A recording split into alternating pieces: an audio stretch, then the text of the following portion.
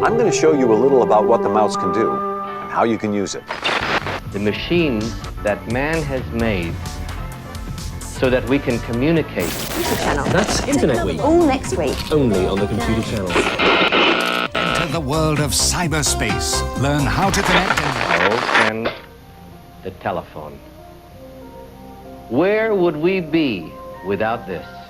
The last 15 or 20 years have marked some really seismic transformation in communication.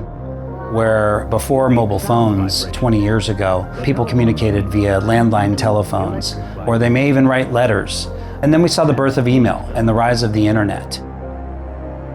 And then really the rise of mobile phones, which meant people could be reached anywhere. Messaging is arguably the most widely used feature on a mobile phone today.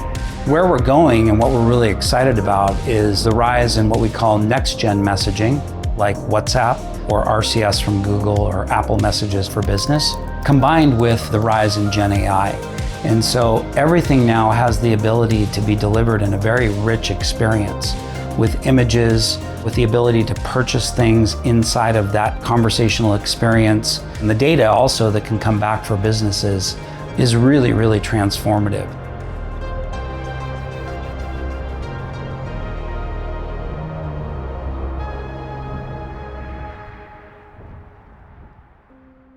I was always fascinated by communication technology. I started my first project at the end of 2001 when I was still a student. I built like the virtual community for the town of Vodnjan. This is my hometown. And this virtual community was basically like a small social network. You could subscribe to receive information through the web, email, and SMS was a part of that. This project really failed, to be honest. I graduated and then we started another version. And we said, okay, now if we fail, this is not for us. I've always believed, So we started a new project, Infobip, which was like Infobip version 3, and we became an SMS API platform. And we started to grow like crazy, very exponentially.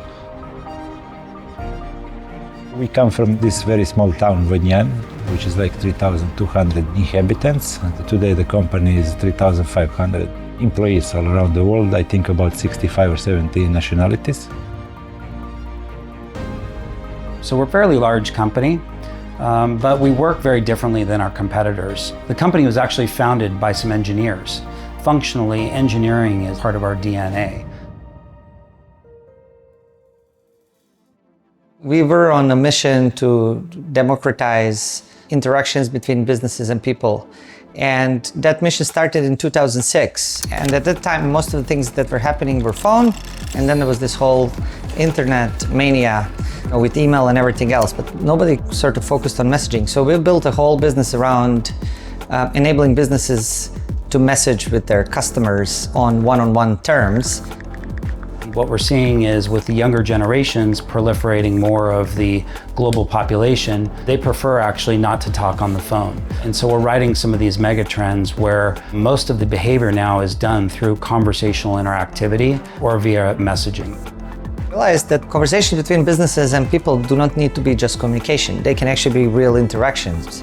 So you can get into the channel and enable customers to do something like buy things or pay for their ticket in a messaging channel. And through that innovation, we kind of enable people to extract more value from the communication, really revolutionizing what can you do with all of these communication that businesses build. In our daily lives, we tend to tailor our communication depending on who we are talking to. Whether it's family, it's colleagues, we tend to adjust our tone, our message to best suit the relationship and also the context. Similarly, it's imperative for brands to personalize their communication by understanding the customer's needs, preferences, how they react, and most importantly, the appropriate time to connect. We started innovating because when I talk to a business, I might like somebody who speaks more formal language. You might like somebody who's more kind of casual. So we are now, especially with help of generative AI, allowing businesses to launch different personas so they can tailor that type of interaction or to preference of their customers or consumers.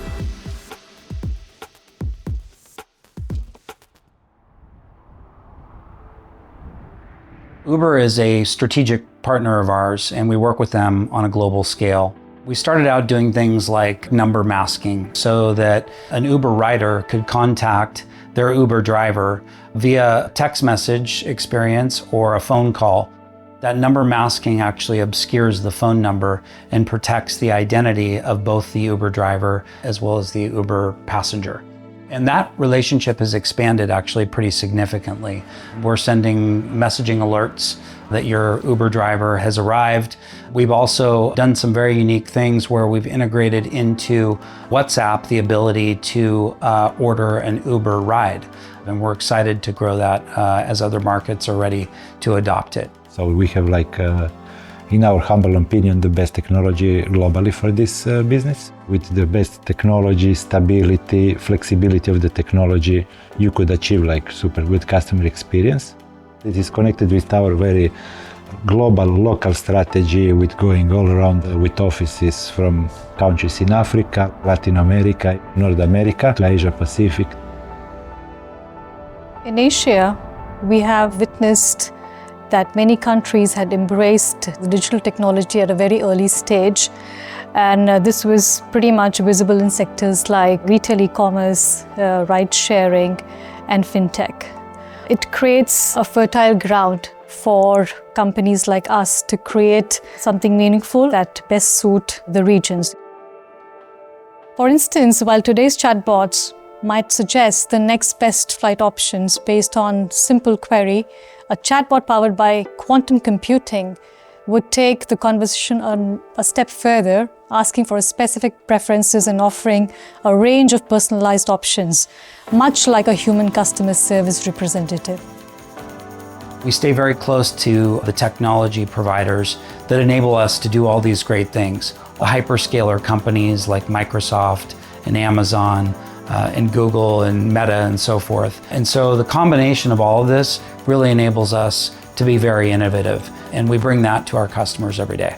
So our whole vision is to basically democratize the future of digital interaction between businesses and people, to easier get something solved from their bank or from their retailer. With more context, you don't need to repeat things, you can reach out whenever, from wherever, and get things done really quickly. We're living in a world where there is sort of an attention deficit. Whether that's good or bad, it's just a fact. In the Middle Ages, if you wanted to say that you love somebody, you would write 14 pages love letters. Now you will send a smiley with a heart. I don't want to give a judgment whether that's good or bad, but that's just the world we are living in. So if businesses now start over-explaining, communicating too much in the age of attention deficit, they will lose the customer or consumer. So, having that very streamlined, pointy communication at the right time, it feels like adding value, and it's short and concise. It's a critical in ever accelerating world. And the businesses that master that will be able to grab more attention of customers than the ones that don't.